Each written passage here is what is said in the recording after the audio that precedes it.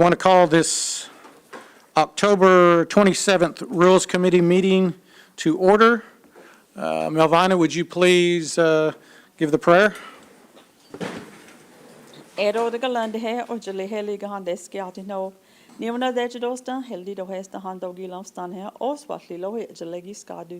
Father, we just thank you again for this day. We just thank you for all the blessings. Lord, you just bless each and every one and bless our country. Lord, I just ask that you just be with us and guide us and protect us. In your name we pray. Amen. Amen. Shelley, would you conduct roll call, please? Yes, sir. Mike Shambaugh. Here. Joe Deere. Aye. Keith Austin. Here. Danny Callison. Here. Julia Coates. Sean Crittenden. Sean, he's one. Mike Dobbins. Here. Rex Jordan. Here. Johnny Kidwell. Here. Darrell Legg. Here. Wes Snowfire. Aye. Dora Petskowski. Here. Joshua Sam. Here. Melvina Shotpouch. E.O. Smith. Here. Condessa Teehee. Victoria Vasquez. We have a quorum. Okay, if everybody's had a chance to look over the minutes, I need a motion to approve or not approve. All right, we have a motion and a second to approve. All in favor? Aye. All opposed? Motion carries. All right, first up on reports, let's get started from the Marshal Service, Shannon Buell. How are you, sir? Good, thank you. Good afternoon. Afternoon. Besides the monthly report that I submitted, a couple of things that are new is, one, we're going to be getting in new vehicles that we got on ARPA. So you're going to be seeing vehicles parked out back. If you have people in your area that are looking for police cars, we cannot give our old ones away until the grant is, the grant vehicles are worth under $4,500. So I wish I could, but that's the grant requirements, and all the cars we have now were purchased on grants, so I can't just give them to agencies. So if you have agencies that call you, you can let them know that I'd love to give cars to agencies, but I can't because of the grant requirements. So I wanted to bring that up. The other thing is, yesterday morning we transported our first group of prisoners to Texas. Everything went great. We're establishing a 24/7 hotline for inmates and families of the inmates that's going to be in Texas. They can call our office with any complaints, issues, questions, concerns, and all that.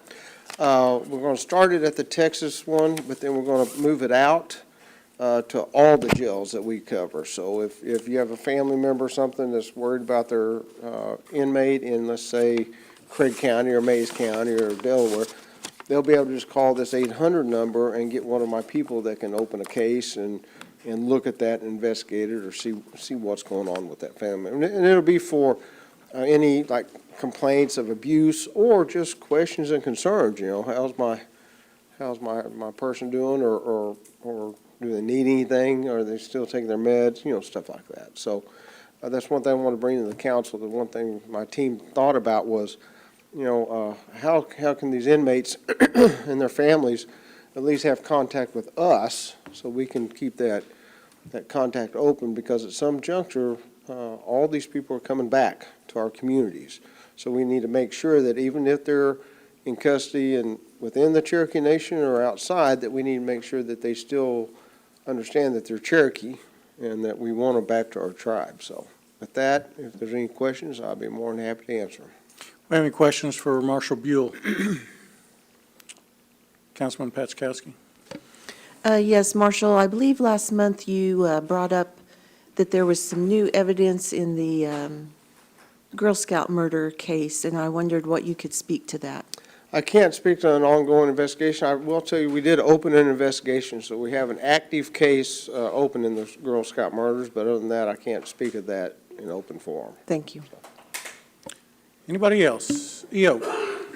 On the medication form, the ones in Texas, was that part of the deal? They furnished the pills and stuff for them down there, the medicine? Yeah, they have a nurse and a doctor down there. They do all that. If it's anything like really expensive, then it goes through our health services. Okay. Anybody else? All right. Thank you, Marshal. Thank you. Next, from the Office of the Attorney General, Sarah Hill. Councilman Deere, I need to take a call real quick. Can you? Yeah, take over my absence. Good afternoon. The AG's office has been particularly busy getting prepared for the Brackeen hearing, which will be on November 9th in front of the U.S. Supreme Court. It's been said it'll start at 10 o'clock Eastern Time, which I think is 9 o'clock Central Time. Oral arguments will be live streamed on their SCOTUS website, so if you want to listen to the oral arguments, you can, and that's a relatively new feature, something that they began during the COVID era, and something, but part of that they have retained is they've continued to live stream those, so you can listen to the arguments online. And so that's going to be the big day for the Brackeen case, which is the ICWA case. There's an hour and 40 minutes, I think, that has been set aside for that hearing, which is a pretty substantial length, but there are quite a few different parties in that case. So it's the Cherokee Nation, I think there are 3 other tribes, and you've got multiple parties, adoptive parents, so it's sort of a big case anyway. The Marshal mentioned we had our first transit over to the Texas facility, and that, thanks to the good work of the Marshal Service, went very smoothly, and we're very pleased about that. We filed 3,066 cases to date this year in the Cherokee Nation, misdemeanors and felonies, not counting traffic citations and low-level offenses like that. So that's just the misdemeanors and felonies that we've filed in the tribal court. So we're keeping busy at the AG's office and working on a lot of other sort of what we consider kind of the normal civil cases that the Cherokee Nation's always getting involved in various places at various times. But if there's any questions, I'll be happy to answer them. Does anybody have any questions for AG? Councilor Austin? Yes, sir. This week I saw in the Oklahoma press that the governor had hired some new counsel relating to the gaming compacts. And do you have any information about that to bring us up to date?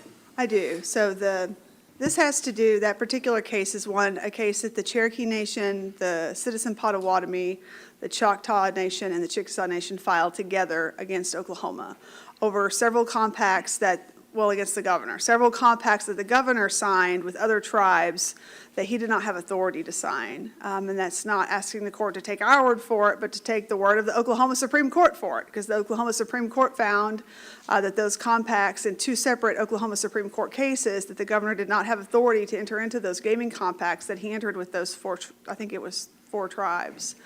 And so we ended up filing a lawsuit to prevent the governor from being able to say that these compacts went into effect. And it's kind of a technical argument that involves the National Indian Gaming Association, or the NIGC, the National Indian Gaming Commission. And so that's the lawsuit that's been going on for some time involving the governor. And all of that litigation was sort of working its way through the court. And then out of the blue, he suddenly had a bunch of new lawyers from Washington, D.C. enter an appearance, and apparently did not talk to the Speaker of the House about it, apparently did not talk to the pro tem about it, and is adding more lawyers at taxpayers' expense into a lawsuit where his own court, the Oklahoma Supreme Court, has already told him that he did not have authority to do this. So that is believe it or not, the short version of what's going on in that, and the long version is long indeed, to go through the history, the procedural history of that particular case. You know, in the Cherokee Nation, the Attorney General's office is the entity that actually takes legal action on behalf of the Cherokee Nation, correct? That's correct. In the state of Oklahoma, the governor has the leeway to just go around the Attorney General's office and hire people. Is that how it works? You know, I think that's an excellent question. And the Oklahoma Attorney General's office hasn't really said anything about the actions, the sort of unilateral actions, I think, that the governor's office has taken, the governor's council has taken here. There are certain acts that the governor can take in Oklahoma. He has some of his own legal authority or her own legal authority that they can use in certain circumstances. Whether they can in this case is something that you would think the Attorney General would be talking about pretty publicly. But I don't expect that we're going to hear that from A.G. O'Connor. I would be surprised if we did. We'll have to see whether Oklahoma's new Attorney General, when one is elected, has a different viewpoint on that. All right, thank you. Councilor Coates? Yes, thank you. Ms. Hill, could you give the times again on the November 9th case in front of the Supreme Court? Yes, it is at 10 o'clock Eastern Time, which I believe is 9 o'clock Central, and it's set for an hour and 40 minutes of oral argument. And you can go to the SCOTUS website and log on to hear the oral arguments. Okay. Are we going to be able to have any observers actually in the courtroom?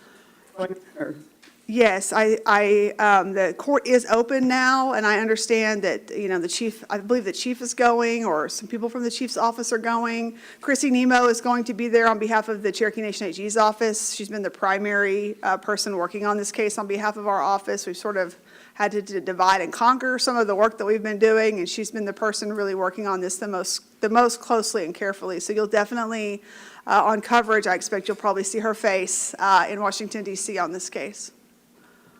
I know that when we were in the Fifth Circuit, that we had members of the council that were able to go in person to that one. In this one, is there a limit to how many observers we can bring, or would this be something that some of us could attend in person if we wanted to? Yeah, there's certainly is open to the public. The main issue with observing is space, so you have to either get in line very early to be sure that you get a space. If you're a member of the bar, then you can, the Supreme Court bar, they have additional space available for members of the bar. So you can hire line standers to stand in line for you to help you get tickets. So there are different mechanisms that people use to get tickets to high-profile cases. I don't know how much competition there will be for seats at this particular hearing, and I don't know that anyone really ever knows. I think it's set the day after Election Day, so people may be busy doing other things. It's hard to predict how difficult it might be to get in. So, but it's open to the public, and certainly there's nothing to prohibit any of you who want to go and demonstrate, your support and solidarity. Okay. So we would be doing that on our own, basically, rather than as a delegation? It's not my decision to make. Right. As far as I'm concerned, everywhere you go, you guys are delegates of the nation and representatives of the nation. So anything beyond that is just not in my wheelhouse. So I wouldn't be the best person to talk to about that. I understand. Okay, thank you very much. Anybody else have any questions for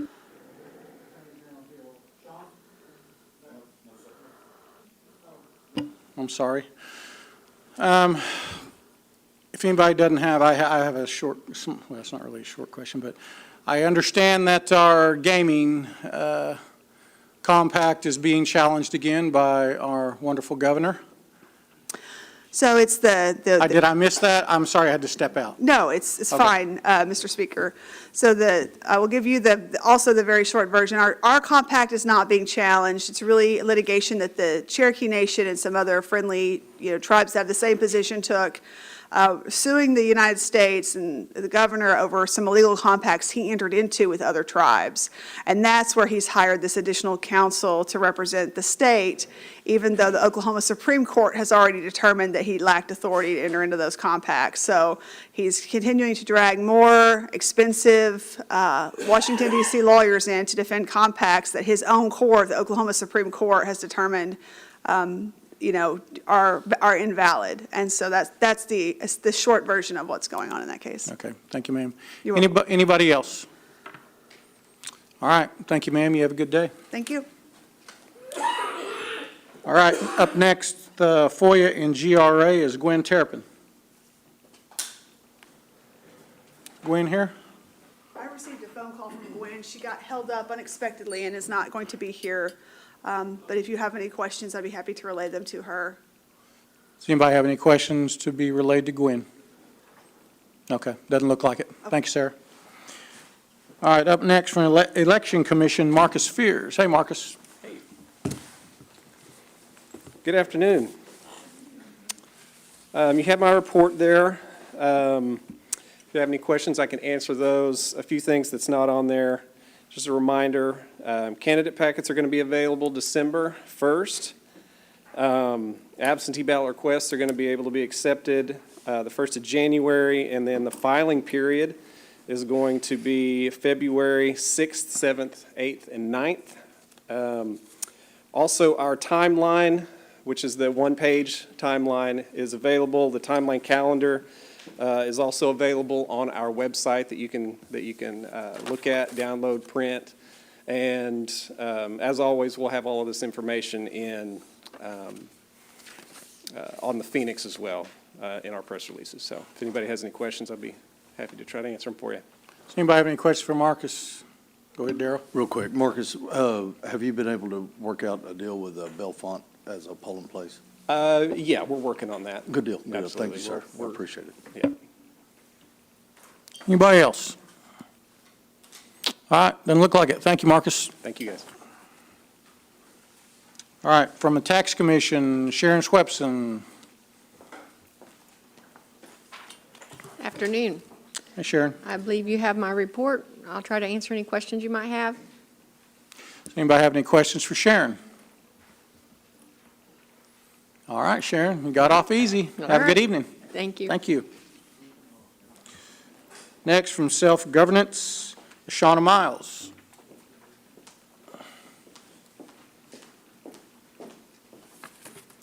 Good afternoon, council. You have my report before you. I do have one correction that I would like to make. It's a small correction. When I talked about tribal consultations, trainings, and calls, I inaccurately put, we're currently engaged in the implementation of the Tribal Treaty Rights Memorandum of Understanding. It's actually a memorandum of agreement. So just a minor correction. And if you have any questions, I'll be more than happy to answer. Does anybody have any questions for Shauna? All right, ma'am, good report. Thank you. Thank you all. From the Gaming Commission, Janice Purcell.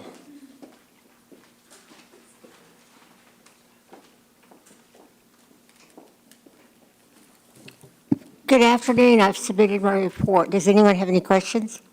Does anybody have any questions for Janice? Doesn't look like it. Thank you, Janice. Thank you.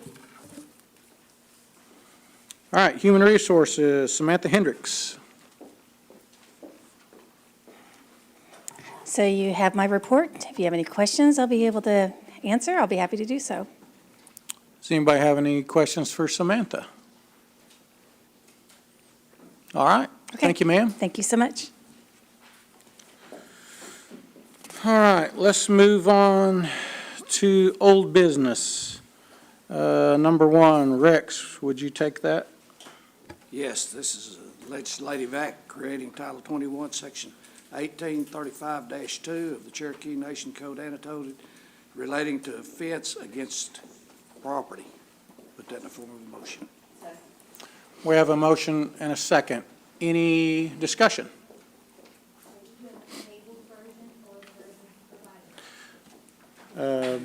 It will be yes. You want to clear that up? Yes, this is it'll be this one right here, the one that we just received. Okay. So this is the new version everybody just received? Yes. Okay. Councilman Nofar? Yeah, I just had a question about this, Speaker. I know that it's been on our agenda for a few months now, getting passed. Now we have a revised version. My question always been, have we really had a substantial problem of magnitude to where we're going to have to implement this kind of broad spectrum where if you walk into one building and you disrupt something and you're now banned from all properties? Because I know that the code that this is adding a section to under with Title 21, 1835, we already have where you can be banned from any place of business, corporation, legal entity, places that trade, professional businesses of any kind, or you can be banned, but you'd be banned just to that specific building. And I know that's something that our marshals have used in the past whenever they go to ban them from a casino, or if there's someone that disrupts a building that we own, we ban them from that. But this one gives such a broad spectrum, and now the amended version, it talks about that when you're banned, you're going to be banned from a parking lot, roads, walkways, any property owned or administrated by the Cherokee Nation. So I would hate to be putting someone who may have had a bad day at a building, on an office building, gets banned, and then their son goes to graduate from Sequoia High School 2 weeks from that. They go to the graduation proceedings, and they get arrested for trespassing at a graduation. I just think that's such a broad written version that I don't think we need to be passing something like this until we can kind of maybe better tailor it. So I don't know who we have on this as the author, which would be Sarah Hill, if she's still around, to be able to address this on kind of how we're going to handle something that's so broad if we need to tailor it down, so that way we can do that before we pass it. Well, Sarah, if you want to come up, but I'll just say that, I was a sponsor of this. I've read this. I've read over several different versions. We mirror the state in a lot of the things that we do. And preemptively talking, they have run it. There's been a lot of instances where a lot of these things you try to plan for the future, but you can't. But when you start talking about people who steal, make terroristic threats, violence, you talk about things like that, you have to in some way protect yourself. Yes, I know you're talking about the broadness of this, but also, this doesn't happen a lot. It doesn't. But when it does, and people's lives are threatened, however it means, it has to be addressed and it has to be in place. We haven't used it much, but if that instance comes up and we have to protect our people and our property, we need to have something in place. That's just my opinion from dealing with this state law for a long time, because you have to have some type of teeth to protect the citizens. That's why it's there. It's not broad to overstep your powers. It's broad so it gives you the ability to protect your property and your people. That's what it's about in my book. Attorney General Hill? I think that's right. I mean, the Cherokee Nation's, goal is to provide services to citizens. It's difficult to do that when one person can come in and totally disrupt your operations, and then you have no recourse available to you to protect people's access to those services. So you end up, prioritizing the rights of one person who's causing a problem at the expense of many other people who are there to receive services as well. And it's not to exclude that person who even caused a problem from receiving services, but to make sure that they can't shut down an entire department because of their behavior. And it certainly has been a problem at the complex and at other facilities at the Cherokee Nation for a long time, which is why we've had this ongoing discussion with the Tribal Council for many months now over trying to strike the proper balance of being able to protect citizens while they're here. It's, making sure that it's a place, because people come here to work, they come here to receive services, making sure this is a place where people feel safe and where they feel comfortable, and where one person can't just destroy the usefulness of a space for everyone else. And that's really what the intent of all of this is, and to give a tool for people who are not just because banning is the thing that people do. You're banned from the property. This just gives you an opportunity to say, for people who come back over and over again to create problems, to give you real teeth to say, no, you really can't come back here and continue to behave in this manner. There's going to be consequences if you do. Councilman Austin? Well, I'm sorry, Mr. Speaker, I just Oh, you had still the have it? floor Go after I ahead. asked the question and was having to clarify. I get that. We can currently ban some from the Cherokee Nation right now, can't we? If they come in, disrupt it, cause harm, we have the legal ability to go ban them, right? And we can ask them to leave. Well, under this actual title, we have a clause here that you'll be able to ban them, because this is a organization that you It's can not a ban them place from of the facility. business. It is a place of business. It actually says any place of business in here, trade or professional or of any kind where merchandise, goods, services are offered. So since we offer services, you'd be able to ban them from here, correct? No, I don't think that's correct.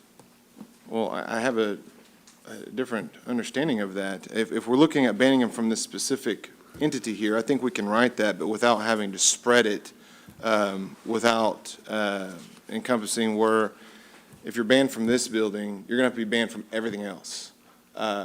Because I do know people that may have had a problem at the casinos and they get banned there, but then they can't come practice law in effect because this courthouse is on Cherokee Nation businesses, or Cherokee Nation property. So banning one person at a facility where they had a problem at across the board, I think is where we could run into some issues. So if we were to tailor this to where if you're banned from that Cherokee Nation facility, because it's just like if you want to talk about state law, if you're banned from a courthouse, you're banned from that courthouse. You're not banned from a DHS facility, which is operated by the state. You're operated from that specific place where you cause that instance.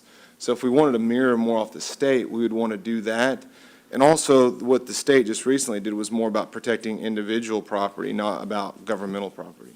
I think you're deliberately, well, I don't know if you're deliberately reading it, but I think you're reading this in the broadest possible way that one could read it. And I think in a way that no judge or other person would read this to say, well, if you've been banned from a casino, which is a business and a corporation or an LLC of the Cherokee Nation, that you are also banned from Sequoia High School, which is a school run. That's not what it says. That's not what the plain language of that says. I understand that's how you read it, Councilman, but I don't believe that's what the plain language of it says.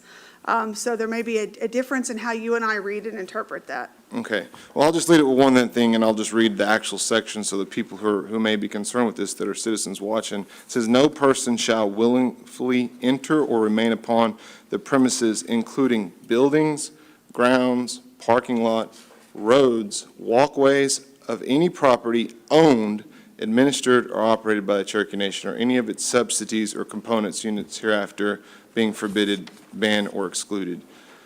And Where you so, at, if you were, Councilman? if Which it's one, section, it's the part 1835.2, section B. Okay.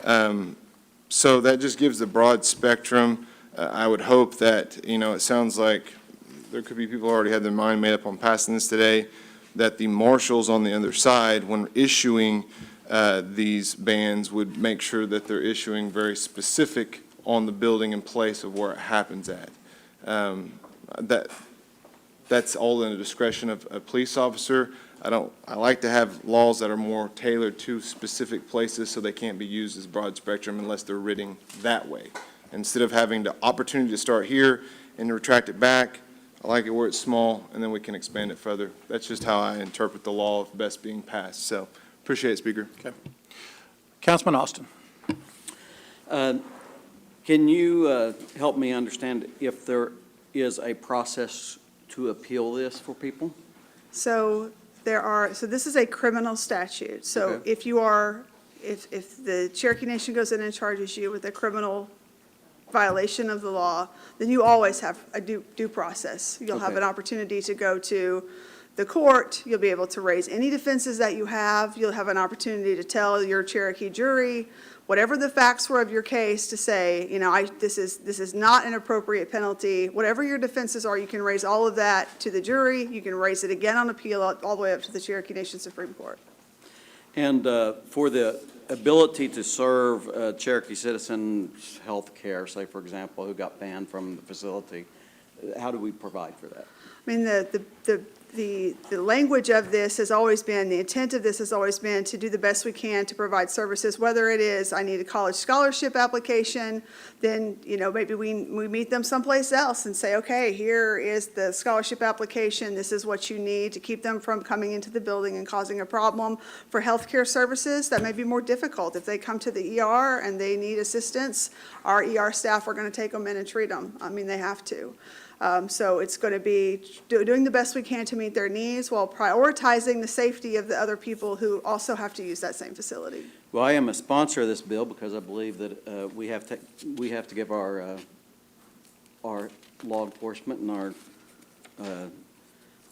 government the tools we need to do business. And this is a necessary tool when you're dealing with the number of visits we have. It just simply is. And I appreciate the efforts put into this. This has been something that's been worked on for several months. It's been a serious piece of legislation where a lot of people have chimed in to make sure that we're trying to really do the right thing with this piece of legislation. So I appreciate the efforts everybody's put into this. Thank you. Thank you. Councilman Callison. A.G. Hill, as I read through this, how long are they banned? So the ban could be, it could be indeterminate. If you come in and you cause a significant enough problem, they could say, you can't come back on this property, not ever. It could be, I think it leaves some opportunities for the person who's doing the ban to say, listen, you just can't come back to this property. If you need something, you're going to have to call ahead of time, and you're going to have to set up an appointment, and we're going to have to meet you somewhere else because you've been a continual problem and you're just not allowed on this property anymore. So I think permanent bans are possible under this. It's also possible that they could be something less than that and say, listen, for 30 days, you're going to have to stay off of this property. It depends on whether or not you've got a situation where you've got someone who's come in and sat in the middle of the floor of human services and screamed obscenities, or whether you have someone who's been trying to grope young girls, or whatever the situation may be that's raised the alarm that people say, hey, we think this is an issue. There may be different levels of ban that people feel is appropriate based on the behaviors that they've witnessed. So I think the answer to that is it's flexible under this law. Now, of course, this council has today and will have tomorrow and for all till the end of time, have the ability to go in and change this language if it becomes an issue. If there's something about it that you don't like, or if it doesn't work exactly the way that we want it to, we can go in and make amendments to it. But for now, I think it's best to leave some flexibility in the hands of the people who are charged with protecting the space in these buildings. So who sets the length of the ban? Does that come from your office or from Marshal Beal's office, or who? It would come from whoever was in charge of that building, whether it would be security or the Marshal Service, whoever the security force was, the person charged with security at that building. Are security properly trained to be able to do that? They'll have to make the best decisions that they can based on the information they've got in front of them. Thank you. Anybody else? Sean? Just one question. If someone was wanting to appeal that after they'd got in trouble, it's been a few months, hey, I want to go apologize, appeal, however, to do that, would it be the AG's office they would need to contact, or who would it be?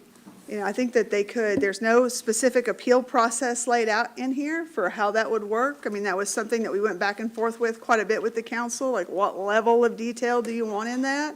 So I think the best thing that we could do right now is they could call up here and ask to talk to the person who provided the initial ban and say, I'd like to talk about being able to come back on the property, and I'm going to mind my manners, or I would like to, and just see if there's some way for them to do that.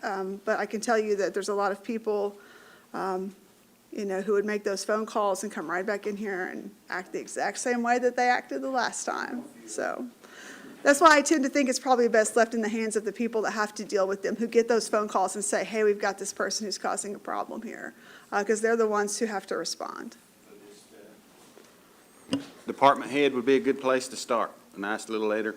Yeah, I would say that you would start with the person who provided the ban, the department that provided the ban. You'll have the name of the person on there, start right where it came from. Thank you. Thank you, Speaker. Okay, anybody else? And I think one thing that we all need to remember is this amends Title 21. This is a criminal code. This is a charge. This is not something that is appealable. This is you either plead guilty or not guilty. Criminal charges are not appealed. That is very true. The only entity that can decide whether or not to charge under this statute is this office. That's me. The AG's office is the only one who can decide whether or not to file a criminal charge. So just because there's been a ban and the person comes back and it comes to my office, I have to decide, that will be my decision to make. Is this actually a violation of the law that we're going to prosecute in the AG's office? What were the facts of it? Do we feel like it rises to the level that meets the requirements of the law? So those decisions about whether or not to charge a criminal offense can only ever be made by the Attorney General. And one other thing that, with it being a little bit broad, that does give some wiggle room to somebody to say, look, you did come in here and you did do this, you did cause this disruption, but you've also came and apologized and you said it wouldn't happen, you were sincere. That gives them that broadness to accept that and make it it doesn't have to be forever. You have to use some common sense in any law that is done. And, what the intent of this is to protect people, but at the same time, you know, you have to use some common sense when these things happen. So, and I think we need this to protect our people, and it just gives us the ability to do so. But at the same time, each individual case should be treated as such, an individual case. So that's my thoughts. Anybody else? Josh? Just kind of digging into that section B again. When it does speak of the subsidiaries, does that include CNB, CNE properties? I mean, I think we're talking about subsidiaries of the Cherokee Yes. Nation. I don't think that that would include It the. doesn't include the business arm. businesses, that the businesses would have, you know, they are businesses, whether they would be subsidiaries, I guess, would be a legal issue that someone could try to bring, but for my purposes, I understood that to be Cherokee Nation-owned subsidiaries. So things like the Housing Authority would probably be, it's wholly owned by the Cherokee Nation, so we have these different subsidiaries. Okay, all right, thank you. Anybody else? Okay, let's vote. We have a motion and a second. All in favor of this? Aye. All opposed? Aye. Motion carries. Okay, onto new business. Number one, EO, would you take that?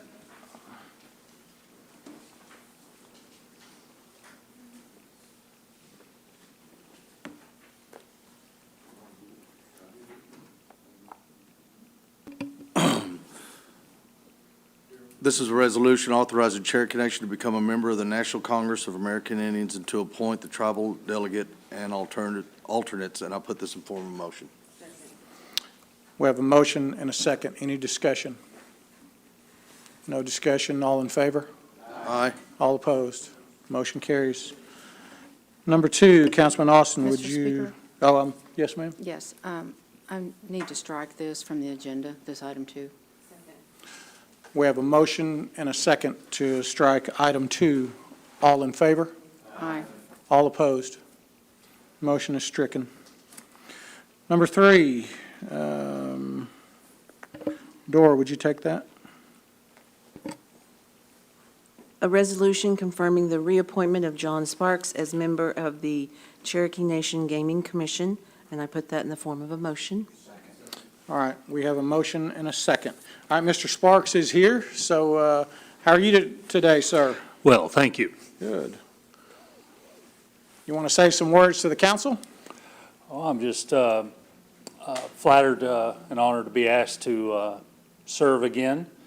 You know, the first time, people don't know how you're going to do, so there's a little innocence there. But anyway, I've enjoyed my time and would like to continue to be of service. And I've enjoyed the members who've been present at some of our meetings and would encourage you all to attend whenever you can.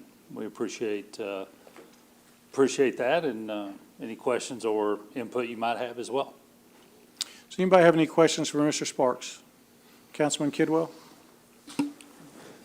Thank you, Mr. Chair. Mr. Sparks, thank you for being here today. I appreciate the phone call. I appreciate you reaching out for all this entails. You know, I appreciate your work, seriously, on the as chairman of that board. You do great work there, and I enjoy going to the meetings. They are well run. It is nice to see. And you get everything done. You let everybody say their piece, and you protect the voting rights of the minority, and you do all those things that Robert's rules that Robert says we should be doing. And I just want to say thank you for everything that you do, and I enjoy going to the meetings, and I like being a part of that. Thanks, sir. Anybody else? Candace?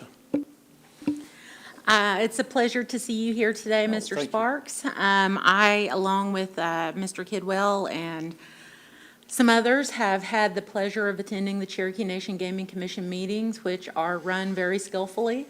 You submitted your, well, I guess more of a cover letter, really, with some notes about your resume, which is very impressive.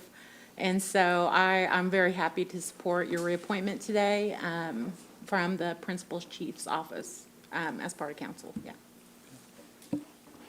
Thank you. I understand my resume or some background information may have been included in the packet, but there was some question about that, and so that's why I supplemented that this morning. And so if you felt that was better to double up than leave anybody wanting, so. Councilman Kidwell, follow up? Mr. Chair, this will be added as Okay. Councilman Austin? I think John Sparks has proven himself to be the idea of what we need to be on our commissions. He's responsive every time I've ever called him, which has been quite a few times over the years. John is a busy professional, and but he's always been very responsive when I've called him. He's been precise about his answers. He's never been evasive about anything I've ever asked him. He has the respect of his fellow commissioners. He runs his meetings very timely. His meetings run well, and seriously, he is what you would look at and say, this is exactly what we need on our boards and commissions. A commission that is as important as the Gaming Commission. We are very fortunate that John Sparks is stepping up to the plate for us. So I am proud to sponsor John Sparks. Thank you. Councilman Crittenden? I'd just like to be added as a sponsor, please, Speaker. Did you get that, Shelley? Shelley? Councilman Crittenden wants to be added, and Councilman Kidwell? Anybody else? Candessa also? Okay. Thank you, sir. We appreciate your service. Thank you. All right, let's vote on this. All in favor of Mr. Sparks' reappointment, say aye. Aye. All opposed? All right. Again, congratulations, sir. Thank you. Thank you very much. Okay, number 4, Councilman Crittenden, take that, please. Yes, sir. Resolution confirming the reappointment of Rick Doherty to the board member seat of the Cherokee Nation Election Board Commission. Proud to put that in the form of a motion. All right, we have a motion and a second. Is there any discussion? Sir, you have the floor. All right. My name's Rick Doherty. I'm finishing serving up a 4-year term. Very honored to be nominated for another term on the commission, and here to answer any questions if y'all have them. Any questions for Mr. Doherty? EO? I want to be added as a sponsor. Councilman Austin also, Councilman Legg, everybody? Come on, everybody, sounds like, okay. All right, sir, I'm also proud to support both the two of you. You've done a great job. If there's no other questions, we'll go ahead and vote. So all in favor of the reappointment of Mr. Doherty to the Election Board Commission, say aye. Aye. All opposed? Again, thank you for your past service, and we look forward to working with you again, sir. Thank you all very much. Yes, sir. Okay, that'll get all of our business taken care of. Are there any announcements? Candessa?